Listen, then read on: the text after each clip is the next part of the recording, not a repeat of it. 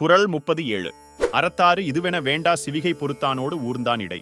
விளக்கம்: நல்லவர்கள் பல்லக்கில் உட்கார்ந்து இன்ப துன்பங்களை எளிதாக கருதி பயணத்தை மேற்கொள்வார்கள். தீயவர்கள் பல்லக்கை சுமப்பவர்களைப் போல இன்பத்திலும் அமைதி கொள்ளாமல் துன்பத்தையும் தாங்கிக் கொள்ளும் மனப்பக்குவமின்றி வாழ்வையே பெரும் சுமையாக கருதுவார்கள். குறள் 38.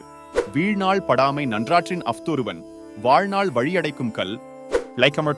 தவறுகள் இன்றி நல்வழியில் வாழ்ந்தால் அது வாழ்நாளில் சிரமங்களை சந்திக்காமல் தொடர்ந்து செல்ல வழிவகுக்கும்.